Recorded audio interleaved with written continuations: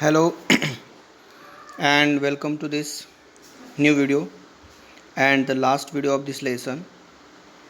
In the previous videos we had learned about the applied history, and I told you in a single line that the lesson want to tell us that how history is important and how it is useful for our present and our future.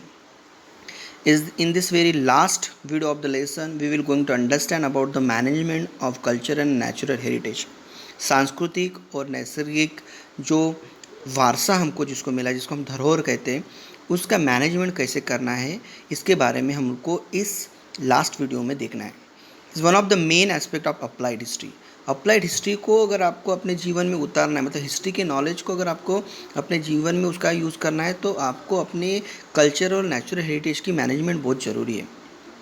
The work of the conservation and preservation of the cultural heritage falls under the jurisdiction of the Archaeological Survey of India and India State Department Archaeology. देखिए, जो हमारे जितने भी sites हैं, जितने भी conservation के मतलब कल्चरल हेरिटेज है, नेचुरल हेरिटेज है, कल के लास्ट के वीडियो में हम लोगों ने देखा था, जैसे कि आगरा फोर्ट हो गया, रेड फोर्ट हो गया, हमारा वेस्टर्न घाट हो गया, इसको वर्ल्ड हेरिटेज की साइट में नाम दिया है, इनको लिस्ट में उनको ऐड किया है.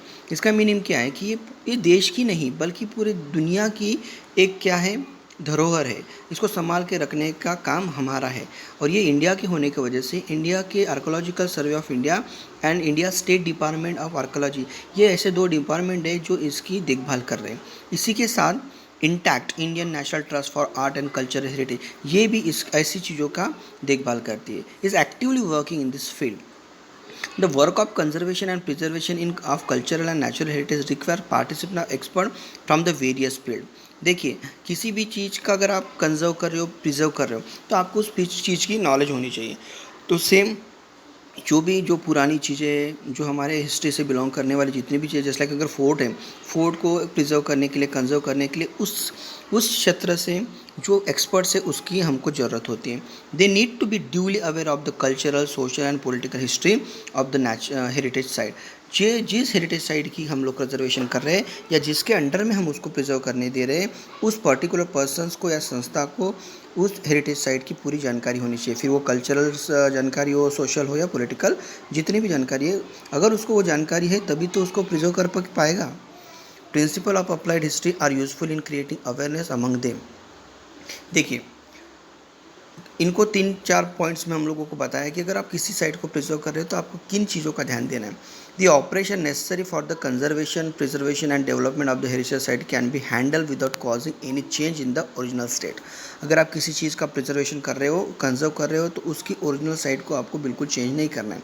जस्ट लाइक कुछ दिन पहले हम लोग जैसे कहीं साइट्स पे हम लोग घूमने जाते हैं या कहीं पर गए हो गए आप किसी फोर्ट्स के ऊपर, तो अभी मैं खुद कुछ दिन पहले जाकर आया हूँ, तो मैंने देखा है कि एक फ़ोर्ट के ऊपर, रायगढ़ फोर्ट के ऊपर अभी भी वर्किंग चल रहा है, मगर उसका जो मेन स्ट्रक्चर है, उस स्ट्रक्चर को बिना छुए, उसको बिना बिगाड़े वो वहाँ पे वर्किंग कर रहे हैं. एक साइड की जो दीवार है उसको वो बिल्डअप कर रहे हैं, बट उसी तरीके से बिल्डअप कर रहे हैं जिस तरीके से वो ओरिजिनल फॉर्मेट में है. तो that should be take care. अब जो भी प्रिजर्वेशन करनी है उसके ओरिजिनल स्टेट को बिल्कुल भी कोई हानि नहीं पहुंचाते हुए करनी है. The local social structure and psychology of the local people challenges faced by the in present situation and their expectation can be served in the detail.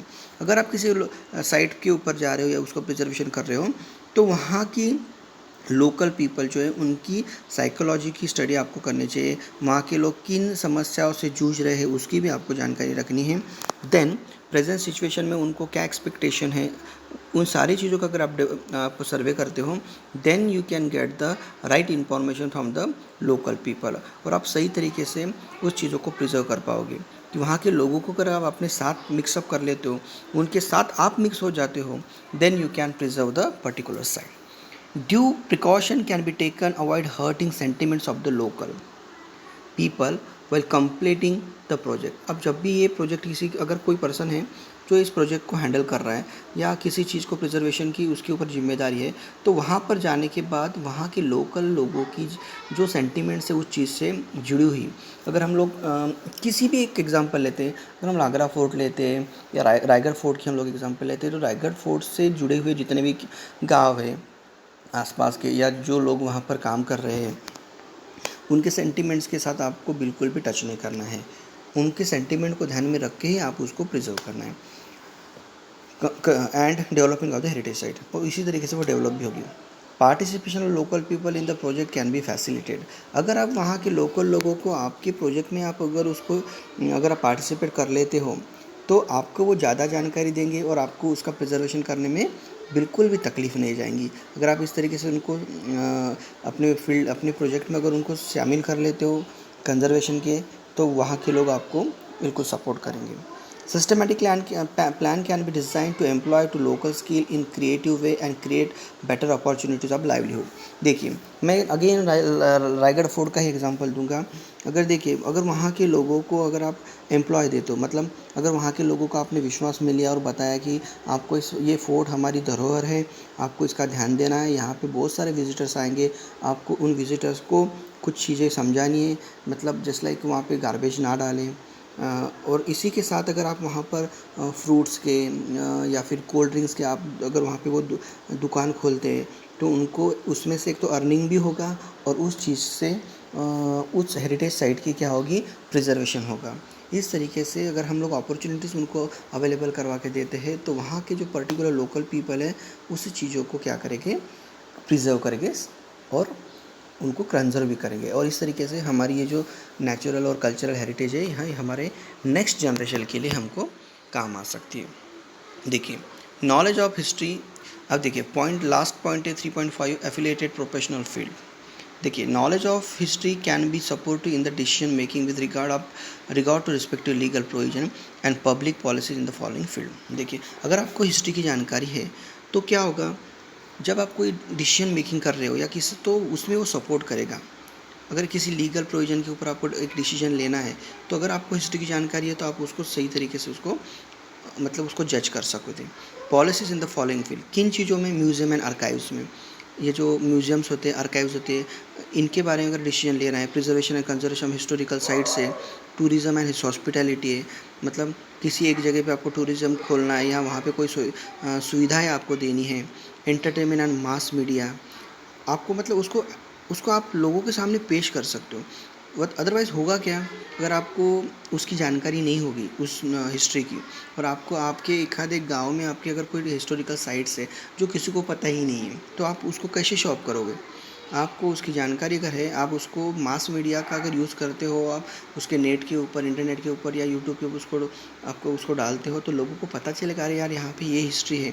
तभी तो लोग आएंगे, आपकी उस चीज़ों को देखेंगे, उस हिस्टोरिकल साइट को विज़िट करेंगे, उससे एम्प्लॉयमेंट भी क्रिएट होगा और वो जो भी साइट है वो प्रिजर्व रहेगी। This is the main motive. देखिए यहाँ पे कुछ कहा है, डू यू नो में, the earliest museum 6th century BC in the world was discovered during the excavation at city of Ur in Mesopotamia। 6th century का ये क्ले टैबलेट्स है, क्ले टैबलेट्स के ऊपर कुछ एक्सकैवेटेड किया है, इंस्क्रिप्ट किया गया है, और ये कब मिला था, 6th सेंचुरी में, और ये है मेसोपोटामिया का। The excavation were conducted by the sir Leonard Woolley, और ये मिला था उस समय, जो एक्सकैवेशन के जो हेड होंगे sir Leonard Woolley, 1920 to 1934। This museum was build by the princess of Mesopotamia. इस म्यूज़ियम को किसने एस्टेब्लिश किया था, princess of Mesopotamia. Her name was Annie Galdi. She herself was the curator of the museum. Curator मतलब देखभाल करने वाला, तो उस म्यूज़ियम की वो खुद ही देखभाल करती। और एक noteworthy feature of that museum is that the clay tablets inscribe with the description of exhibited artifact से ये एग्जिबिटेड डिस्क्रिप्शन यहाँ पर किया गया है इस क्ले टैबलेट्स में। अब हमको देखना है दूसरा यहाँ पे म्यूज़ियम है, Indian museum of Kolkata. The Indian museum at Kolkata was founded by Asiatic Society in 1814 CE। Nathaniel Welch, a Danish botanist, was the founder and the first curator of the museum। यही उसके फर्स्ट क्यूरेटर भी थे। और the photograph of the museum seen here is dated to 1905। ये जो photo आपको दिख रहा है ये 1905 में खींची गई थी इस म्यूज़ियम की। The museum has 3 main department. इस म्यूज़ियम को 3 हिस्सों में बांटा गया है, आर्ट्स, आर्कियोलॉजी एंड एंथ्रोपोलॉजी, कला आर्कियोलॉजी मतलब जो पुरानी चीज़ें होती हैं उनको संभाल के रखने का एक डिपार्टमेंट। एंथ्रोपोलॉजी मतलब जिसको हम लोग किसी भी चीज़ का ओरिजिन कहते हैं, वो चीज़ कहाँ से बनी थी और कैसे डेवलप होती आई, इस शास्त्र को हम लोग एंथ्रोपोलॉजी कहते हैं। Other affiliated department are conservation, publication, photography, exhibition, presentation, model making, training, library, security. ये सारे डिपार्टमेंट हैं यहाँ पर। मतलब जैसे कहा यहाँ पर देखा जाएगा कि ट्रेनिंग भी दी जाती है, मॉडल मेकिंग भी यहाँ पर होती है। मतलब जैसे अब ये म्यूज़ियम है, इसकी छोटी रेप्लिका, छोटी मूर्ति भी आपको कैसे बनानी है उस तरीके से भी ट्रेनिंग यहाँ पर दी जाती है। Every field mention here required expert personal with specialize skill. For example, इस जो ये पूरा जो म्यूज़ियम है, यहाँ पर हर एक चीज़ को प्रिजर्व करने के लिए अलग से स्किल पर्सन की वहाँ पे रिक्वायरमेंट ऑलरेडी हो चुकी है। Just like architecture engineer, historian, archaeologist, museum curator, sociologist, archive management professional, legal expert, skill photographers etcetera. Of course this is just a representative, बस इतने ही नहीं बल्कि बहुत सारे एक्सपर्ट्स लोगों की यहाँ पर टीम है। The help of expert from many more field is required. This experts need to have adequate knowledge of the ancient side. जो भी यहाँ पे एक्सपर्ट जाएगा उसको उसके फील्ड का पूरा नॉलेज होना चाहिए, तभी तो वो उस साइट्स को अच्छी तरीके से एग्जीक्यूट कर पाएगा, अच्छी तरीके से प्रिजर्व कर पाएगा और अच्छी तरीके से कंजर्व कर पाएगा। द हिस्टोरिकल, अगर कहाँ से विजिटर आप यहाँ पे म्यूज़ियम को आते और जिस साइट को वो म्यूज़ियम विजिट कर रहे हैं और उस साइट की जो भी मतलब ध्यान रखने वाला क्यूरेटर है उसको ही अगर नॉलेज नहीं रहेगा तो विजिटर को क्या बताएगा।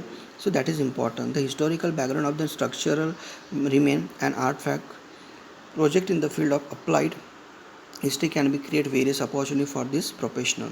देखिए अप्लाइड हिस्ट्री जो हमेशा का जो क्वेश्चन था लोगों का कि भाई हिस्ट्री का हम लोग एज ए प्रोफेशनल यूज़ कर सकते हैं क्या, तो यस, मैंने स्टार्टिंग में भी बोला था, अभी भी बता रहा हूँ।